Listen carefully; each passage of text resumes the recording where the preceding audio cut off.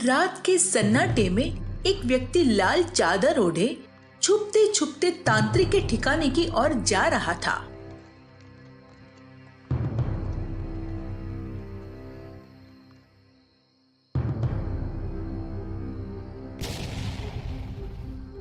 आओ आओ आओ, मैं तुम्हारा ही इंतजार कर रहा था। अब जल्दी से हमारा सपना पूरा होने वाला है। आ जाओ आ जाओ।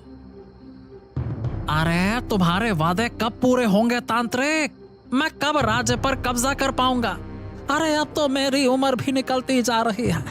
अब मुझसे और इंतजार नहीं होगा, जल्दी कुछ करो। हाँ, धैर्य रखो, तुम्हारा काम मैं कर दूंगा, पर उसके लिए तुम्हें भी मेरा एक काम करना होगा। ठीक है, मैं तैयार हूँ, बताओ कैसा काम करना है? तुम्हें राजकुमारी की बलि चढ़ाने में मेरी मदद करनी होगी। जैसे ही राजकुमारी की बलि चढ़ेगी तुरंत मेरी शक्तियां बहुत ज्यादा बढ़ जाएंगी। फिर मैं राजा को खत्म कर दूंगा। हाँ। पर राजकुमारी की बलि चढ़ाना इतना आसान नहीं है। उसका उपाय है मेरे पास। बस मैं जैसा कहूं वैसा तुम करो। तुम्हें ये जहर की पोटली को राज्य के तालाब में डाल देना है। अब ठीक है, लाओ। अब मैं चलता हूँ। फिर वो व्यक्ति वहां से चला जाता है।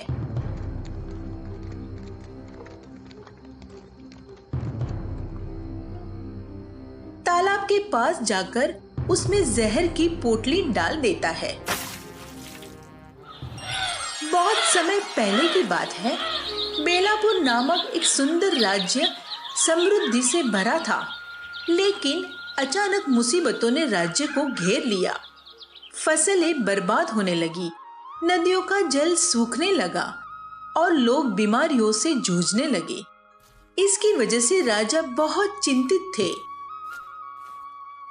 हाँ मंत्री जी, ये हमारे राज्य में अचानक से इतनी विपत्तियां क्यों आई? क्या कोई उपाय है जिससे हमारी प्रजा का दुख दूर हो सके? माफी चाहता हूँ महाराज, अब तक मुझे भी इसके बारे में ज्यादा पता नहीं चला है। कोई तो उपाय ढूंढना होगा, वरना हमारा पूरा राज्य खत्म हो जाएगा। महाराज, हमारे जंगल में एक तांत्रिक रहता है, अगर हम उसकी मदद लें तो शायद हमारा राज्य ठीक हो सकता है। अगर ऐसी बात है तो उस तांत्रिक को कल ही महल में बुलाओ, हम उनके साथ इस विषय में बात करेंगे। जैसा आपका आदेश महाराज। मैं कल सुबह ही तांत्रिक को महल बुलाने का प्रबंध करता हूँ।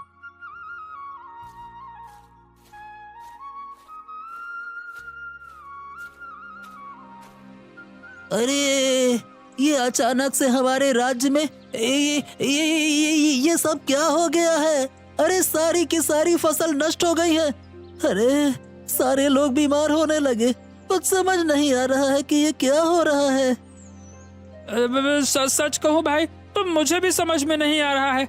ये पानी का सूखना, अचानक से बीमारियां आना और फसल का बर्बाद होना, भाई सब कुछ बुरा हो रहा है। अब तो ऐसा लग रहा है कि कोई विपत्ति आने वाली है। हाँ, कहीं ये सब कुछ किसी श्राप के कारण तो नहीं हो रहा है? ये सिर्फ हमारी खेती का नुकसान नहीं, ये तो पूरे राज्य के लिए संकट बन गया है। सुना है मंत्री जी ने कहा है कि ये सब किसी पुरानी घटना की वजह से हो रहा है। कहीं ये देवताओं की नाराजगी तो नहीं? क्या देवता हमसे नाराज हैं? क्या हमसे कोई गलती हुई है? अरे पहले तो कभी ऐसा नहीं हुआ भाई। हाँ, पहले कभी ऐसा नहीं हुआ, लेकिन अब तो जो हो रहा है, हरे राम राम राम राम, वो सामान्य तो नहीं है।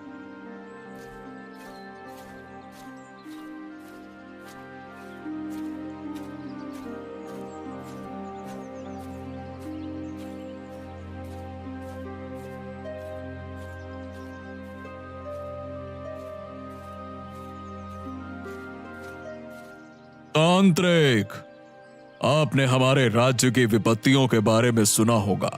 हमारी फसलें नष्ट हो रही हैं, नदियां सूख रही हैं और लोग अजीब सी बीमारियों से ग्रस्त हो रहे हैं। हम चाहते हैं कि आप हमें यह बताएं कि हमारे राज्य में इतनी परेशानियां क्यों आई। महाराज, ये सब एक प्राचीन श्राप का परिणाम है। तुम्हारे राज्य पर काली शक्तियां छा गई हैं, जिसके कारण ये सब हुआ है। ठीक है, तो इसका क्या उपाय है तांत्रिक, जिससे काली शक्तियां राज्य से हट जाएं? महाराज, इसका उपाय तो है, पर वो बहुत कठिन है। राज्य को इस श्राप से मुक्त करने के लिए हमें एक पवित्र आत्मा की बलि देनी होगी। क्या क्या कहा तुमने? पवित्र आत्मा की बलि? ये क्या कह रहे हो? क्या हमें किसी निर्दोष की बलि चढ़ानी होगी? ये भला कैसे संभव हो सकता है? महाराज महाराज महाराज, ये सच है। केवल एक निर्दोष, शुद्ध और पवित्र आत्मा का बलिदान ही इस श्राप को समाप्त कर सकता है। बलि देने वाला व्यक्ति जितना पवित्र होगा, उतनी ही जल्दी काली शक्तियां भाग जाएंगी। हाँ, लेकिन तांत्रिक, ऐसी पवित्र आत्मा हमें कहां से मिलेगी? क्या हमें किसी निर्दोष व्यक्ति को इस बलि के लिए चुनना होगा? माफी चाहता हूं महाराज, माफी चाहता हूं, पर हमारे राज्य में ऐसी पवित्र आत्मा एक ही है। ओम क्लेम ब्लेम ब्लेम ब्लेम, और वो है इस राज्य की राजकुमारी। वो निष्कलंक और निर्दोष है, और उसके बलिदान से देवता प्रसन्न हो सकते हैं। यदि वो अपनी जान दे देती है तो राज्य पर जो श्राप है वो समाप्त हो जाएगा, समृद्धि लौट आएगी। क्या तुम क्या कह रहे हो तांत्रिक? तुम्हें पता है ना कि मेरी केवल एक ही संतान है, और वो है मेरी बेटी। मैं उसे कभी भी इस तरह की बलि के लिए नहीं दे सकता। वो मेरी आंखों का तारा है। तुम ये कह भी कैसे सकते हो कि उसकी जान दे देनी चाहिए? बोलो। हाँ, शांत शांत। मैं समझता हूँ महाराज, ये निर्णय आपके लिए कठिन है, किंतु ये एक मात्र रास्ता है। आपके ऊपर है निर्णय, अब सोच लो। क्या ये एकमात्र रास्ता है? ठीक है, तो मुझे बलिदान देना स्वीकार है, लेकिन मैं अपनी बेटी से इस बारे में बात किए बिना कोई कदम नहीं उठाऊंगा। निर्णय जल्दी लें, अन्यथा श्राप और बढ़ जाएगा। ओम क्लेम ब्लेम।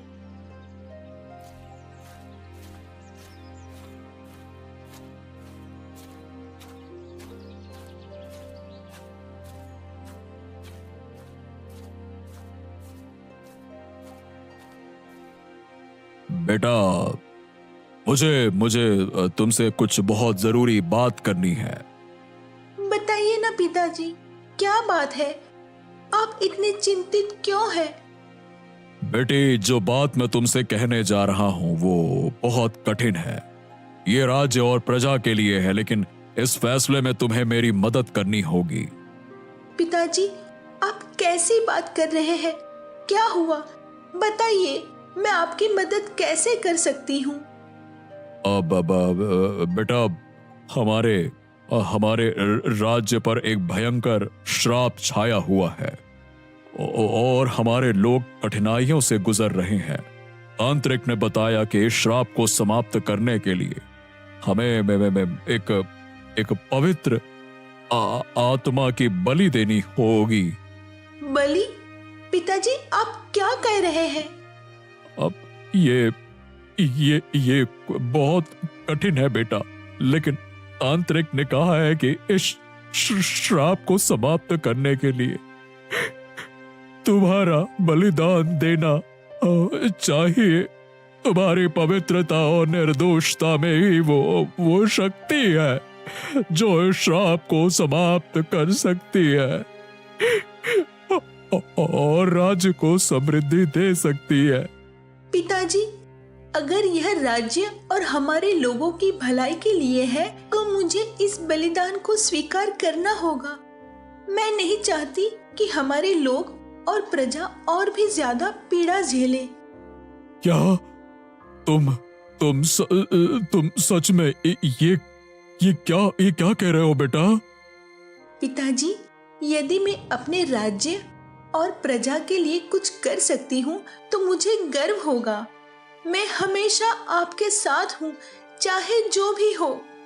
तुम मेरी सबसे बड़ी संपत्ति हो मेरे बच्चे, लेकिन फिर भी मैं तुमसे ये नहीं चाहता था। पिताजी, मैं जानती हूँ कि यह आपको कितना दर्द दे रहा है, लेकिन हमें जो करना है वह हमें सबके भले के लिए ही करना है।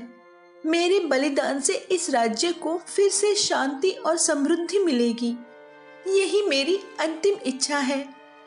तुम्हारा दिल बहुत बड़ा है बेटा, तुम सचमुच एक सच्ची राजकुमारी हो।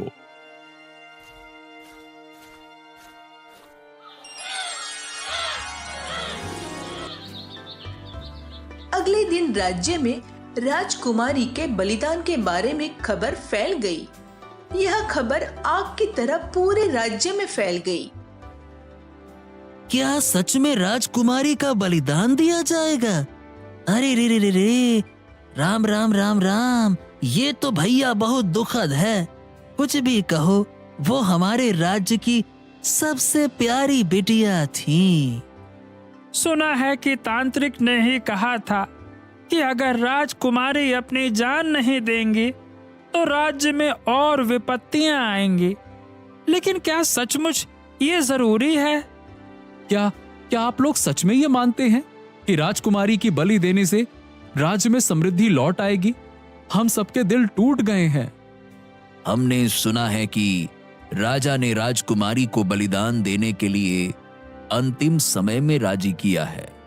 ये एक बहुत बड़ा निर्णय है। ये मुझे तो राजकुमारी के लिए बहुत बहुत बुरा लग रहा है।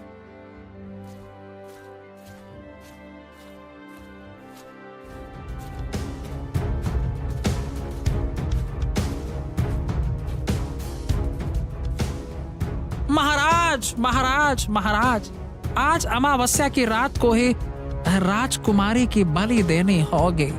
तांत्रिक ने साफ तौर पर कह दिया है कि यह रात ही सबसे उचित समय है जब काली शक्तियों को शांत किया जा सकता है। मंत्री जी, मुझे ये सब स्वीकार करना बहुत कठिन हो रहा है। मेरी बेटी मेरी संतान है, मैं उसे खो नहीं सकता।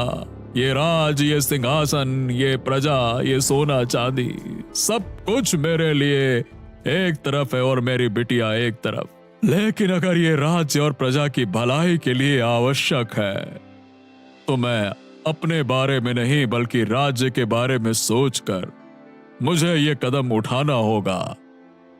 महाराज, मैं समझता हूँ कि यह निर्णय आपके लिए कितना कठिन है, लेकिन अब समय पीछे हटने का नहीं है। यदि हम ये कदम आज रात नहीं उठाते तो राज्य पर जो श्राप है वो और भी भयानक हो सकता है। हमारी प्रजा की हालत और भी खराब हो जाएगी। मैं नहीं जानता मंत्री जी, मैं नहीं जानता ये क्या निर्णय, ये नई निर्णय, मतलब ये निर्णय सही है या नहीं, मैं नहीं जानता। मेरी बेटी का बलिदान करना क्या ये उचित है? महाराज, यह समय बहुत कठिन है, लेकिन कभी कभी हमें अपनी इच्छाओं और दुखों को त्याग कर राज्य और जनता के भले के लिए कठोर निर्णय लेना पड़ता है। आप समझिए। ठीक है मंत्री जी, यदि ये राज्य और हमारी प्रजा की भलाई के लिए आवश्यक है तो मुझे इसे स्वीकार करना होगा।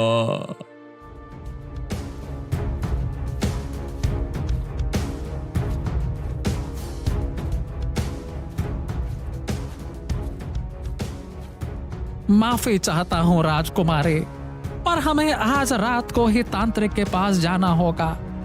यह वही समय है जब श्राप को समाप्त करने के लिए बलिदान देने के लिए जाना होगा। मंत्री जी, मैं इस यात्रा के लिए तैयार हूँ। मुझे कोई संकोच नहीं है। मुझे पता है कि यह राज्य के भले के लिए है और मुझे इसे स्वीकार करना ही होगा। राजकुमारी, मुझे दुख है कि आपको यह कठिन राह चुननी पड़ रही है, लेकिन राज्य की भलाई के लिए यह कदम उठाना जरूरी है। आज रात का समय ही ऐसा है जब तांत्रिक ने कहा है कि काली शक्तियां शांत होंगी। मुझे कोई आपत्ति नहीं है मंत्री जी। मुझे विश्वास है कि यह बलिदान राज्य और प्रजा की भलाई के लिए ही होगा।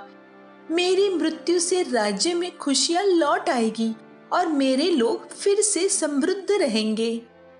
राजकुमारी, आपका साहस और त्याग हर किसी के लिए आदर्श बनेगा। मैं जानता हूँ कि आपको यह कदम उठाने में कितनी पीड़ा हो रही है। मैं समझ सकता हूँ। मंत्री जी, मैं हमेशा आपके दिलों में जीवित रहूंगी और मेरे बलिदान से राज्य को जो शांति और समृद्धि मिलेगी वह हमारे कर्तव्य को पूरा करने का तरीका होगा। जैसे ही रात होती है, मंत्री राजकुमारी को लेकर जंगल की ओर निकल पड़ता है।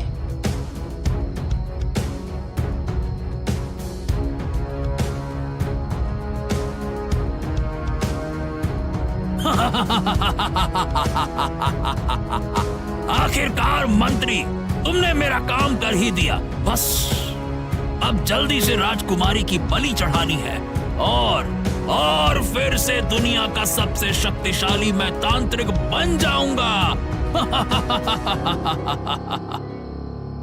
उसके बाद तुम्हें तुम्हारे वादे के अनुसार मुझे इस राज्य का राजा बनाना होगा और राजा को खत्म कर देना। अरे मंत्री, तुम पर लानत है। तुमने राजा के साथ विश्वासघात किया है। मैं तो अपनी जान की कीमत लगाने के लिए तैयार थी और तुमने राज्य के लालच में ऐसा किया। तुमने अपने धर्म और नैतिकता को बेच दिया। राजकुमारी, यह सब बेकार की बातें हैं। मुझे किसी भी कीमत पर राज्य चाहिए। तुम चाहो या न चाहो, पर यह बलि दी जाएगी और मैं जल्द ही इस राज्य का राजा बन जाऊंगा। मंत्री, अब जल्दी से राजकुमारी की बलि चढ़ा दो ताकि मेरी शक्तियां पूर्ण हो सके और मैं अमर बन सकूं। ओम क्लेम ब्लेम, जल्दी करो।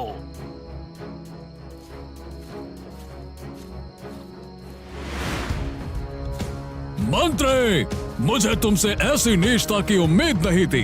तुमने मेरे साथ, मेरे राज्य के साथ और राजकुमारी के साथ विश्वासघात किया। तुम्हें इस पाप की सजा अवश्य मिलेगी। पर महाराज, आपको कैसे पता चला इन सब के बारे में? मंत्री, तुम्हें लगता है कि मैं अपने राज्य और अपनों की सुरक्षा के प्रति इतना लापरवाह हूँ कि कोई षड्यंत्र मेरे ध्यान से बच सके? मेरे विश्वसनीय गुप्तचर ने तुम्हारी इस सभी हरकत पर नजर रखी हुई थी, समझे? गुप्तचर ने? लेकिन उसने सब कुछ पता कैसे लगाया? मंत्री, आपकी और तांत्रिक की हर मुलाकात, हर षड्यंत्र मैंने छुपकर सुना और देखा। जब आप राजकुमारी को बलि देने के लिए ले जाने की योजना बना रहे थे, उसी वक्त मैंने महाराज को ये खबर पहुंचाई ताकि वो समय पर यहाँ आ सके। धन्यवाद। यदि आप समय पर नहीं आते तो इस अधर्मों की योजना का अंत शायद मेरे प्राणों की आहुति के साथ ही होता। मंत्री, मुझे यह भी पता है कि उस दिन तांत्रिक के कहने पर राज्य के तालाब में जहर डाल दिया गया था ताकि राज्य में बीमारी और तालाब सूख जाए और इससे राजा और राज्य की स्थिति कमजोर हो जाए। महाराज, महाराज, मुझे माफ कर दीजिए। अब से ऐसी गलती कभी नहीं होगी। ये लालच ने मुझे अंधा कर दिया था। महाराज, गलती हो गई महाराज। मंत्री, तुमने न केवल राज्य और प्रजा के साथ धोखा किया, बल्कि तुम्हारे लालच ने निर्दोष लोगों की जान भी जोखिम में डाल दी। ये अपराध क्षमा के योग्य नहीं है। तुमने अपने स्वार्थ के लिए, अपने लालच के लिए हमारे राज्य को अंधकार और संकट में धकेल दिया। महाराज महाराज महाराज, एक आखिरी मौका दे दीजिए। अब कभी ऐसी गलती नहीं होगी। तुम दोनों ने हमारे राज्य और प्रजा के साथ विश्वासघात किया। तुम्हारे लिए कोई माफी नहीं हो सकती। अब तुम दोनों का पाप का घड़ा भर चुका है।